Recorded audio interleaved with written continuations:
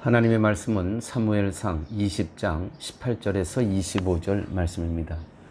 요나단이 다윗에게 이르되 내일은 초하루인즉 내 자리가 빔으로 내가 없음을 자세히 물으실 것이라. 너는 사흘 동안 있다가 빨리 내려가서 그 일이 있던 날에 숨었던 곳에 이르러 에셀 바위 곁에 있으라.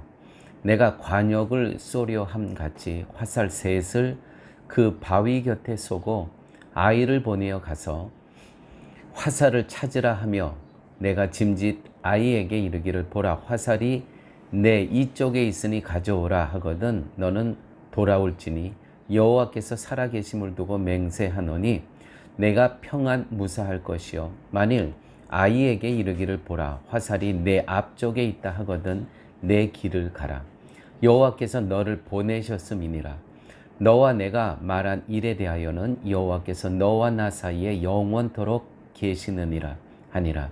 다윗이 들에 숨으니라.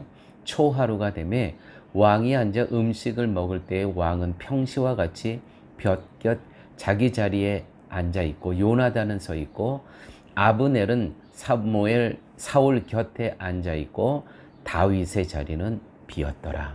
아멘. 우리는 지금 사울이 계속해서 사무엘을 쫓고 있는 그러한 이 사무엘 상의 이야기를 알고 있습니다. 우리가 지난 시간 마지막에는 이제 사무엘이 사울의 핍박을 피해서 사무엘로 라마에 있는 사무엘로 도피를 하죠. 거기에 있은 나요시라는 그러한 아마 선지 학교가 있었던 것 같아요. 거기에 들어가서 같이 살게 됩니다. 그러면서도 이제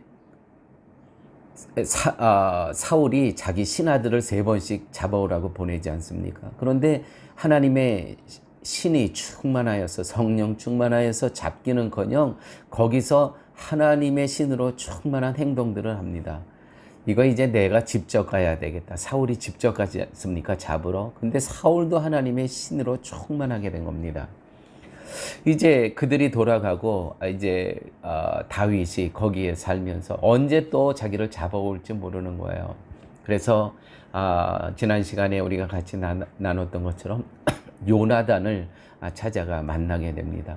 요나단에게 자기의 사정을 다 이야기하죠.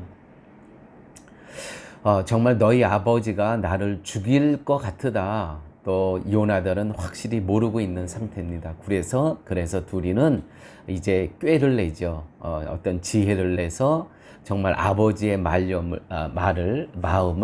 이제 시험을 하게 되는 거죠. 그래서 오늘 말씀이 그겁니다. 요나단이 다윗에게 이르되 내일은 초하루인즉 초하루라고 번역됐지만 또 다른 성경에는 월삭이라고 표현되어 있습니다. 월삭은 매월 첫날. 매월 첫날이 되면 이스라엘 사람들은 상번제와 함께 속죄제를 드려서 한 달 동안 지은 죄를 하나님께로부터 용서받고 새 마음으로 살기를 다짐하는 날입니다. 이러한 월삭에 사울이 다윗의 참석 여부를 살핀 것을 보면 아마 월삭의 잔치 자리에는 친척 가족들이 모두 모였었던 것 같습니다. 이렇게 기록되어 있죠.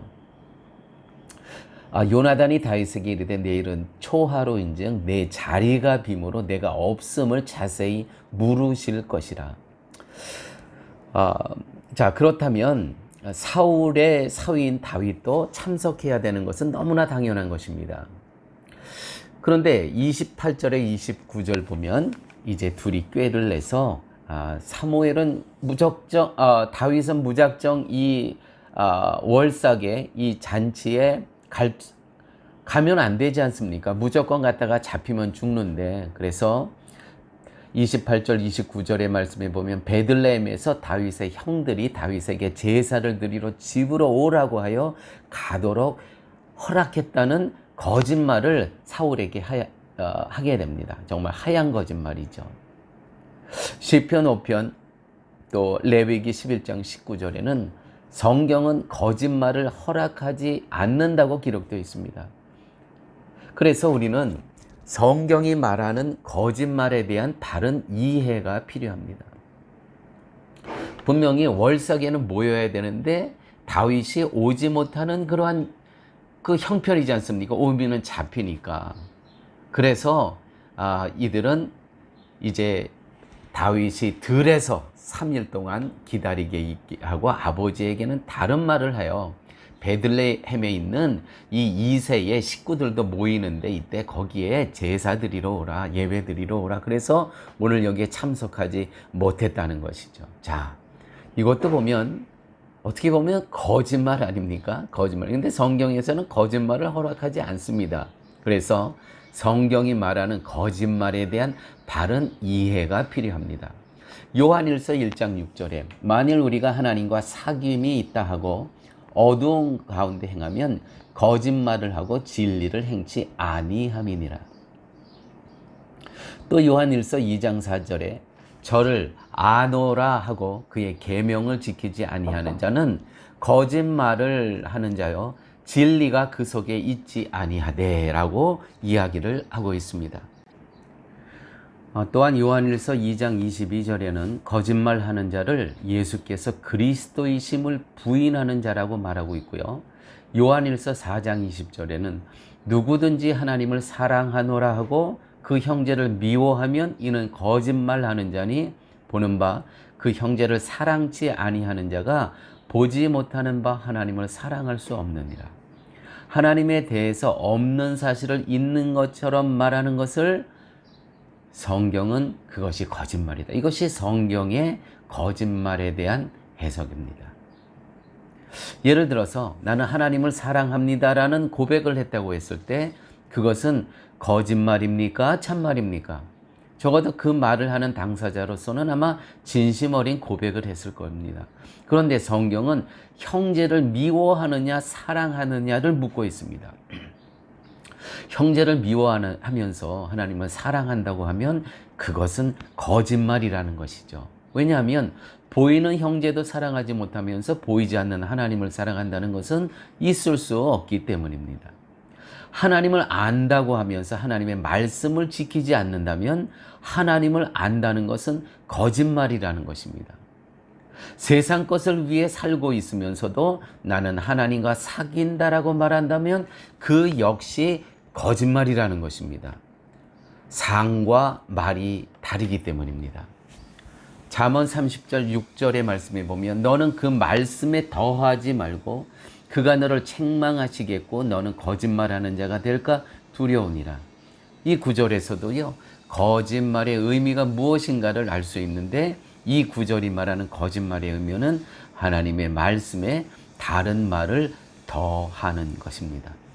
즉 하나님이 말씀하지 아니한 바를 말하고 하나님이 말씀한 것에 다른 것을 더한다면 그 모두가 거짓말이라는 것입니다.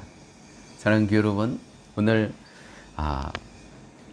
다윗과 요나단은 이제 사울에게 잡히면 죽을 것 같은 그러한 상황에서 아버지에게 세상의 눈으로 봤을 때 이거 거짓말입니다. 그러나 성경의 기준으로 봤을 땐 이것은 거짓말인가 거짓말이 아닌가.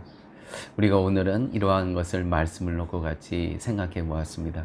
교회 여러분, 우리가 살아가면서 참 순간순간 우리는 정말 참말만 해야 되는데 순간순간 우리는 하얀 거짓말도 있을 수 있습니다. 그런데 자, 다윗과 요나단이 지금 사울에게 분명히 그 월삭이라 그 잔치에는 가야 되는데 가면 잡혀 죽거든요. 이것을 피하기 위해서 한 거짓말을 같이 한번 생각해 보았습니다. 다시 한번 요한 1서 6장 말씀. 만일 우리가 하나님과 사귐이 있다 하고 어두운 가운데 행하면 거짓말을 하고 진리를 행치 아니함이니라. 요한 1서 2장 4절 말씀. 저를 아노라 하고 그의 계명을 지키지 아니하는 자는 거짓말하는 자요 진리가 그 속에 있지 아니하니라. 한 절 더 볼까요? 요한일서 4장 20절 말씀. 누군지 하나님을 사랑하노라 하고 그 형제를 미워하면 이는 거짓말하는 자니 보는 바 그 형제를 사랑하지 아니하는 자가 보지 못하는 바 하나님을 사랑할 수 없느니라. 다윗과 요나단은 하나님 안에서, 그리스도 안에서 서로 사랑하면서 이 위기를 넘어가는 지혜를 발휘하고 있습니다. 아버지 하나님, 감사합니다. 우리도 삶 속에서 보이지 않는 하나님을 사랑한다고 하면서도 형제를 사랑하지 않는 그것이 바로 거짓말임을 깨닫게 하여 주심을 감사합니다. 내가 말씀을 많이 알고 있다고 하면서도 말씀과 행위가 일치되지 않는 그것이 곧 거짓말임을 또 깨닫게 하여 주심을 아버지 하나님 감사합니다.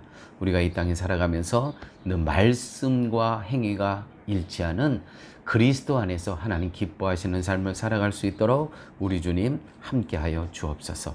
모든 말씀 예수님 이름으로 기도드렸습니다. 아멘.